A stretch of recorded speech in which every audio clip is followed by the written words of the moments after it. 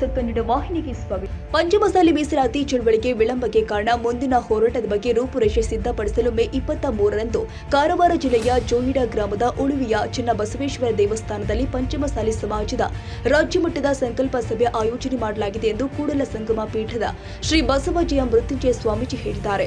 ಮಂಗಳವಾರ ಗಾಂಧಿ ಭವನದಲ್ಲಿ ಕರೆಯಲಾದ ಸುದ್ದಿಗೋಷ್ಠಿಯಲ್ಲಿ ಮಾತನಾಡಿದರು. ಸಂಕಲ್ಪ ಸಭೆ ಮುಗಿದ ಬಳಿಕ ಮೇ 24ರಂದು ಉಳುವಿಯ ಚನ್ನಬಸವೇಶ್ವರ ದೇವಸ್ಥಾನದಲ್ಲಿ ಪಂಚಮಸಾಲಿ ಸಮಾಜದವರು ಇಷ್ಟಲಿಂಗ ಪೂಜಾ ಕಾರ್ಯಕ್ರಮ ನಡೆಸಲಾಗಿದೆ ಎಂದರು. ಕಳೆದ 3 ವರ್ಷದ ಪಂಚಮಸಾಲಿ ಸಮಾಜಕ್ಕೆ 2A ಮೀಸಲಾತಿ ಸಲುವಾಗಿ ಹೋರಾಟ ಮಾಡಿಕೊಂಡು ಬಂದಿದ್ದೇವೆ. ಮುಂದಿನ ಹೋರಾಟದ ಬಗ್ಗೆ ಚರ್ಚೆ ನಡೆಸಲಾಗಿದೆ ಎಂದರು.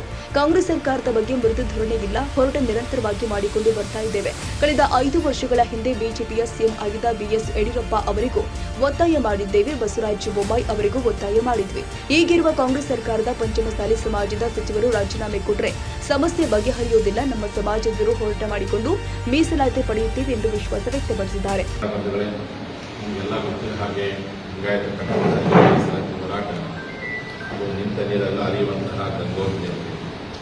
ಈ ಹಿನ್ನೆಲೆಯೊಳಗೆ ಕಳೆದ 3 ವರ್ಷಗಳ ಹೋರಾಟಕ್ಕೆ ತಾರ್ಕಿಕ ಉದ್ದೇಶಕ್ಕೆ ಮತ್ತೆ ಹೊಸ ಸರ್ಕಾರ ಬಂದ ಹೋರಾಟವನ್ನು ಶುರು ಮಾಡಿ ಈಗಾಗಲೇ ಕರ್ನಾಟಕ 12 ಜಿಲ್ಲೆಗಳಲ್ಲಿ ಸುಮಾರು 9 ತಿಂಗಳ ಕಾಲ ಪ್ರತಿ ಜಿಲ್ಲಾ ಹೆದ್ದಾರಿಗಳನ್ನು ಬಂದ್ ಮಾಡಿ ಸರ್ಕಾರಕ್ಕೆ ನಮ್ಮ ಹಕ್ಕನ್ನು ಒತ್ತಾಯ ಮಾಡುವಂಥ ಕಾರ್ಯ ಮಾಡಿ ಇನ್ನು 18 ಜಿಲ್ಲೆಗಳಲ್ಲಿ ಮತ್ತೆ ಚಳವಳಿಯನ್ನು ಶುರು ಮಾಡಬೇಕಾಗಿದೆ. ಆ ಚಳವಳಿಯನ್ನು ಯಾವ ರೀತಿ ಮಾಡಬೇಕು ಅನ್ನೋದರ ಕುರಿತು ಚರ್ಚೆ ಮಾಡಲಿಕ್ಕೆ ಕಾರವಾರ ಜಿಲ್ಲೆಯಲ್ಲಿ ಪ್ರಥಮ ಬಾರಿ ನಮ್ಮ ಸಮುದಾಯದ ಯಾವುದೇ ಸಭೆ ಇವತ್ತು ಆಗಿದೆ.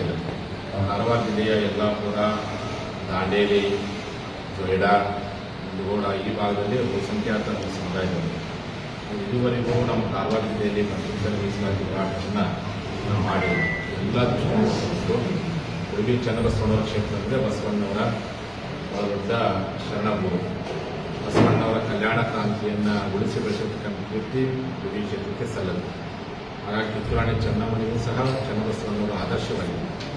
ಈ ಒಂದು ಕಾರಣದಿಂದಾಗಿ ಮೊಟ್ಟ ಮೊದಲ ಬಾರಿಗೆ ಕಾರವಾರ ಜಿಲ್ಲೆಯ ಉಡುಪಿಯ ಚನ್ನಬಸವಣ್ಣವರ ಐಕ್ಯ ಭೂಮಿಯಲ್ಲಿ ಲಿಂಗಾಯತ ಪಂಚಮಸಾಲಿ ಮೀಸಲಾತಿ ಚಳವಳಿಗಾರರ ಸಭೆಯನ್ನು ಮಾಡುವುದರವಾಗಿ ಚುನಾವಣಾ ಹಂತದಲ್ಲಿ ಮತ್ತೆ ಹೋರಾಟವನ್ನು ಮುಂದುವರಿಸುವ ಪ್ರಯತ್ನಕ್ಕೆ ರೂಪುರೇಷೆಯನ್ನು ಸಿದ್ಧಪಡಿಸಬೇಕು ಅಂತೇಳಿ ತೀರ್ಮಾನ ಮಾಡಲಾಗಿದೆ.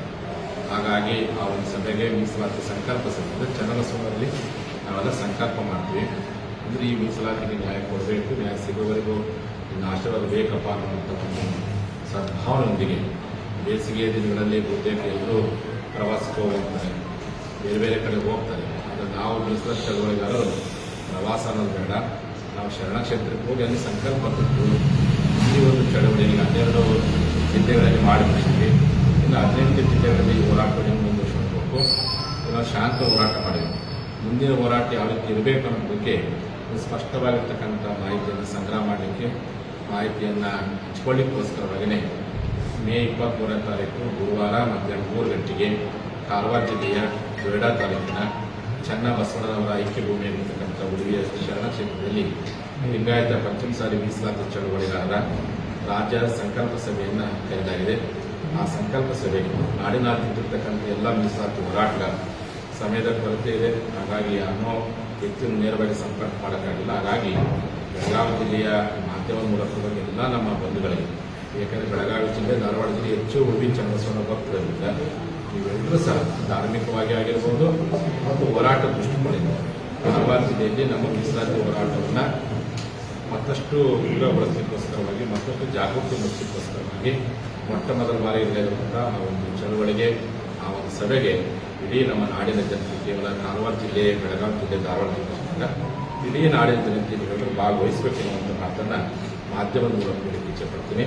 ಅವತ್ತು ಮುಖ್ಯವಾಗಿರ್ತಕ್ಕಂಥ ವಿಷಯ ಮೀಸಲಾತಿ ಚಳವಳಿಗೆ ಹಿನ್ನಡೆ ಏನು, ಅದಕ್ಕೆ ಪರಿಹಾರ ಯಾವ ರೀತಿ ಮಾಡಬೇಕು ಈ ವಿಷಯ ಕುರಿತೇ ಚರ್ಚೆ ಮಾಡ್ತೀವಿ. ಎಲ್ಲಿ ನಾವು ವಿಳಂಬ ಆಗ್ತದೆ, ವಿಳಂಬಕ್ಕೆ ಕಾರಣಗಳೇನು ಮತ್ತು ಆ ಕಾರಣಗಳನ್ನು ಹೆಂಗೆ ಸರಿಪಡಿಸ್ಕೊಂಡು ಪರಿಹಾರ ಕಂಡುಕೊಂಡು ಯಾವ ರೀತಿ ಅದು ಅನುಷ್ಠಾನ ಮಾಡಲಿಕ್ಕೆ ಪ್ರಯತ್ನ ಪಡಬೇಕು ಅನ್ನೋ ಬಗ್ಗೆ ಈ ರೀತಿ ಇರ್ತಕ್ಕಂಥ ಸಭೆ ಇಟ್ಕೊಳ್ಳಲಾಗಿದೆ. ಹಾಗಾಗಿ ನಾಡಿನ ಜನತೆ ಇದನ್ನೇ ಆಮಂತ್ರಣ ತಿಳಿಸಲು ತಾವೆಲ್ಲರೂ ಸಹ ಉಡುಪಿ ಕ್ಷೇತ್ರಕ್ಕೆ ಇದುವರೆಗೂ ನಮ್ಮ ಸಮಾಜ ಯಾವುದೇ ಕಾರ್ಯಕ್ರಮ ಆಗಲಿ ಮೊದಲ ಬಾರಿಗೆ ಆಗ್ತಿದ್ವಲ್ಲ, ಬಸವ ಕಲ್ಯಾಣ ಮಾಡಿದ್ವಿ, ಕೂಡಲ ಸಂಘದ ಮಾಡಿದ್ವಿ, ಚಂದ್ರನ ಕಿತ್ತೂರು ಮಾಡಿದ್ವಿ, ಮಲೆ ಮಹದೇಶ್ವರ ಬೆಟ್ಟದಲ್ಲಿ ಮಾಡಿದ್ವಿ, ಎಲ್ಲ ಭಾಗದಲ್ಲಿ. ಆದರೆ ನಮ್ಮ ಪಕ್ಕದ ಕಾರವಾರ ಜಿಲ್ಲೆಯಲ್ಲಿನೇ ಹೋರಾಟದ ಸಭೆಗಳಾಗಿರಲಿಲ್ಲ. ಆ ಕಾರಣಕ್ಕೋಸ್ಕರವಾಗಿ ರಾಜ್ಯ ಮಟ್ಟದ ಸಭೆ ಮೊದಲ ಬಾರಿಗೆ ಏರ್ಪಡಿಸಿದಂಥ ಸಹ ಆ ಕ್ಷೇತ್ರಕ್ಕೆ ಬರಬೇಕು. ಬಂದಂಥ ಎಲ್ಲ ಭಕ್ತಾದಿಗಳಿಗೆ ನಮ್ಮ ದೇವಸ್ಥಾನ ಕಮಿಟಿಯವರ ಸಹಕಾರದೊಂದಿಗೆ ಪ್ರಸಾದ ವ್ಯವಸ್ಥೆಯನ್ನು ಮಾಡಲಾಗಿದೆ. ಮತ್ತು 24 ತಾರೀಕು ಬೆಳಗ್ಗೆ 23 ತಾರೀಕು ಮಧ್ಯಾಹ್ನ ಸಭೆ ಅದು ಮುಗಿಸ್ಕೊಂಡು ಬಹುತೇಕ ವಸತಿ ಮಾಡಿಕೊಂಡು 24 ಬೆಳಗ್ಗೆ ಸಾಮೂಹಿಕ ಇಷ್ಟಲಿಂಗ ಪೂಜೆ ಮೂಲಕವಾಗಿ ಸಂಕಲ್ಪ ಕೊಡುವಂಥ ಹೋರಾಟದ ಸಂಕಲ್ಪ ಕೊಡುವಂಥ ಸಭೆಯನ್ನು ಮಾಡಲಾಗ್ತಾಯಿದೆ. ಹಾಗಾಗಿ ತಾವು ಸಹ ಬಂದು ಭಾಗವಹಿಸೋಣ ಅಂತೇಳಿ ನಮ್ಮ ಬೆಳಗಾವಿ ಜಿಲ್ಲಾ ಮತ್ತು ಧಾರವಾಡ ಜಿಲ್ಲೆಗಳ ಕಾರ್ಯಕ್ರಮ ಸಂಘಟನೆ ಮಾಡಿದೆ. ಎರಡೂ ಜಿಲ್ಲೆಗಳ ಪರವಾಗಿ ಈ ನಾಡಿನ ಜನತೆ ಮನವಿ ಮಾಡಿಕೊಂಡು 2 ಮಾತು ತಿಳಿಸಿ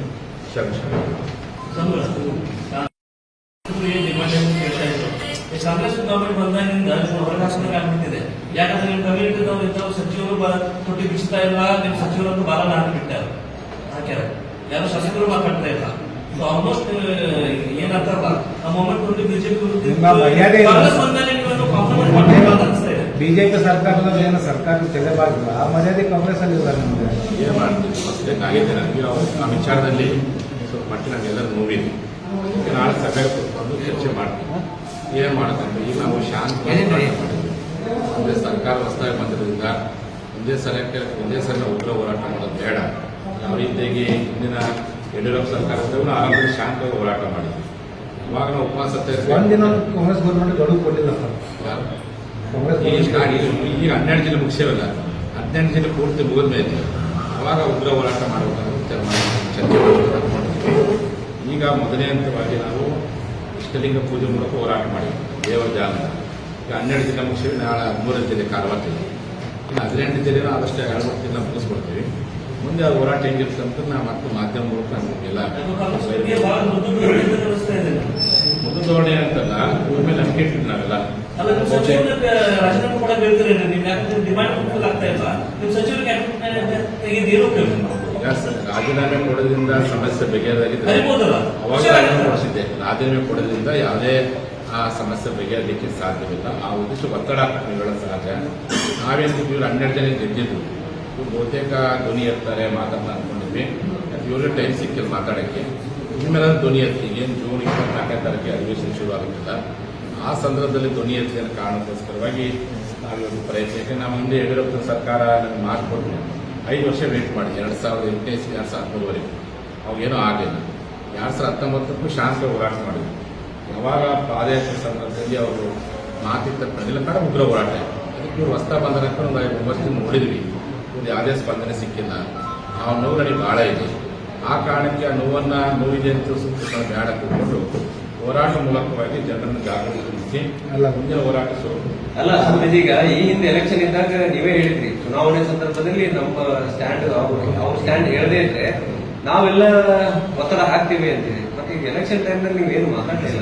ಎಲ್ಲ ಏನಾಯ್ತು, ಚಿತ್ರನ ಮಾರ್ಚ್ 12ನೇ ತಾರೀಕಿನ ದೊಡ್ಡ ಸಮಾವೇಶ ಮಾಡಿ ಗುಲ್ಬರ್ಗದ ನಿರ್ಣಯಗಳು ಪಾಸ್ ಮಾಡಿ ಆ ನಿರ್ಣಯಗಳನ್ನ ಜನರ ಬಳಿ ಹೋಗೋದ್ರೊಳಗಾಗಿಲ್ಲ.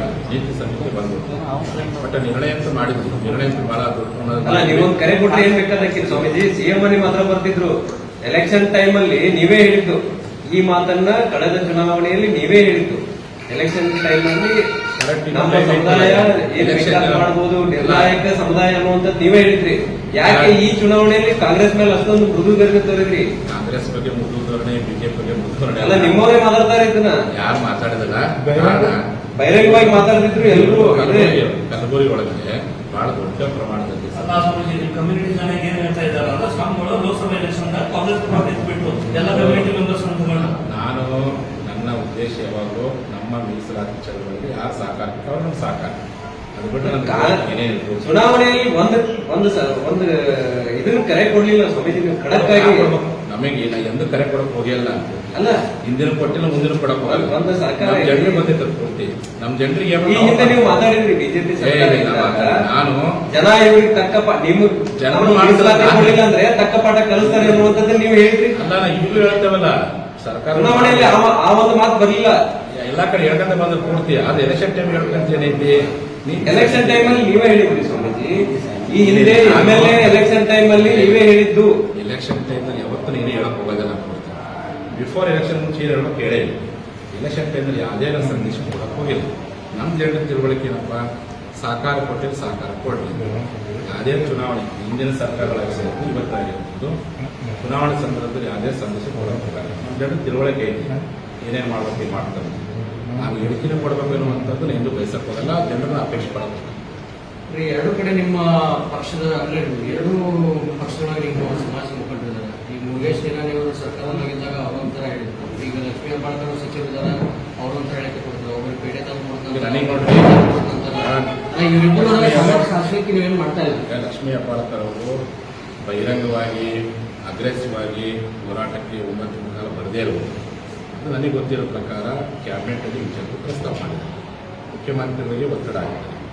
ಅಷ್ಟೇ ಅಲ್ಲ, ಬೆಳಗಾವಿಯಲ್ಲಿ ಸುವರ್ಣ ಅಧಿವೇಶನ ಸಂದರ್ಭದಲ್ಲಿ ಮುಖ್ಯಮಂತ್ರಿಗಳು ಮೀಟಿಂಗ್ ಅಪಾಯಿಂಟ್ಮೆಂಟ್ ಮಾಡಲಿಕ್ಕೆ ಇಂಜರ್ಡ್ ಆಗ್ತಾರೆ. ಅವಾಗ ಇವರೆಲ್ಲ ಸ್ವಲ್ಪ ಒತ್ತಡ ಹಾಕಿ ಮೀಟಿಂಗ್ ಫಿಕ್ಸ್ ಮಾಡಿ ಉಳಿದವರು ಪ್ರಯತ್ನ ಏನು ಮಾಡಿದ್ದಾರೆ ಗೊತ್ತಿಲ್ಲ. ಆದ ಪ್ರಯತ್ನ ವಿನಯ್ ಕುಲಕರ್ಣಿ ಆಗಿರ್ಬೋದು, ಕಾಗೇರ್ ಆಗಿರ್ಬೋದು, ಆಮೇಲೆ ಲಕ್ಷ್ಮೀ ಹೆಬ್ಬಾಳ್ಕರ್ ಆಗಿರ್ಬೋದು, ವಿಜಯನಗರ ಪ್ರಯತ್ನ ಮಾಡಿದ್ದಾರೆ. ಹೆಂಗಾಗ್ತಿದೆ ಅಂತಂದ್ರೆ ಯತ್ನಾಳ ಬೋಟಿ ಪಶ್ಚಿಮ, ನೀವು ವಿಜಯನಗರ ಕಾಶ್ಯಪ್ರವರ ಪೂರ್ವ, ಆಮೇಲೆ ಇವರು ಈ ಕಡೆ ಲಕ್ಷ್ಮೀ ಹೆಬ್ಬಾಳ್ಕರ್ ಅಲ್ಲ, ಇವರು ಸಮಿತಿ ಹತ್ರ ಕೆಲಸ ಆಗ್ಬಿಡುತ್ತೆ. ಏನಿಲ್ಲ, ಹಂಗೇನು ನೋಡ್ರಿ, ಎಲ್ಲ ಸಮಾಜಗಳಲ್ಲಿ ಪಾರ್ಟಿಕಲ್ ಭಿನ್ನಪ್ಪ ಇದ್ದೇ ಆಗ್ತದೆ. ಅದು ಅವ್ರ ಪಕ್ಷ ಅವ್ರ ಭಿನ್ನಪ್ಪ ಇರುತ್ತೆ. ನಮಗೇನು ಸಂಬಂಧ? ಎಲ್ಲ ಸಮುದಾಯಗಳು ನಮ್ಮ ಮುಂದಿನ ಸಮುದಾಯ ಹೇಳಿ ಕರ್ನಾಟಕ ಎಷ್ಟು ಸಮಾಜ ಎಲ್ಲ ಸಮಾಜಗಳು ರಾಜಕೀಯ ಭಿನ್ನಪ್ಪ ಇದೆ. ರಾಜಕೀಯ ಭಿನ್ನಪ್ಪ ಇದ್ದೇ ಇರ್ತಕ್ಕಂಥ ಸಮುದಾಯಗಳಿಲ್ಲ ಕರ್ನಾಟಕದಲ್ಲಿ, ಜಗತ್ತಿನಲ್ಲಿ. ಅದಕ್ಕೋಸ್ಕರ ಸಮಾಜ ಅಂತ ಒಂದಾಗ್ಬೇಕು ಅಂತ ನೀವೇ ಹೇಳ್ತೀರಿ, ನಿಮ್ ನಾಯಕರೇ ಒಂದಾಗ್ತಾರೆ. ಅವರ ಅಲ್ರಿ, ಬೇರೆ ವಿಷಯದ ರಾಜಕಾರಣ ಮಾಡ್ಲಿ, ಮೀಸಲಾತಿ ವಿಚಾರದಾಗ ರಾಜಕಾರಣ ಯಾಕೆ ಮಾಡ್ಲಿ? ಮೀಸಲಾತಿ ವಿಚಾರದಲ್ಲಿ ಯಾರು ರಾಜಕಾರಣ ಮಾಡಿಲ್ಲ. ಎಷ್ಟು ಹೇಳ್ತಾರೆ, ಲಕ್ಷ್ಮೀ ಹೆಬ್ಬಾಳ್ಕರ್ ಅವರೇ ನನ್ನ ಹತ್ರ ಹೇಳಿದ್ದಾರೆ, ನಮ್ಮ ಸರ್ಕಾರದಲ್ಲಿ ಮೀಸಲಾತಿ ಸಿಗಲ್ಲ, ಬೇಕಾದ್ರೆ ನಾವು ಆಣೆ ಪ್ರಮಾಣ ಮಾಡಕ್ಕೂ ರೆಡಿ ಇದೀನಿ ಅಂತೆ. ಅವ್ರನ್ನೇ ಕೇಳ್ತಾರೆ. ಅಲ್ಲ, ನಿಮ್ಮ ಹೋರಾಟದಲ್ಲಿ ಇದ್ದವರಲ್ಲ, ಅವ್ರು ಎಲ್ಲಿ ಹೇಳ್ಯಾರೋ ಯಾವಾಗ ಹೇಳೋದು ಗೊತ್ತಿಲ್ಲ.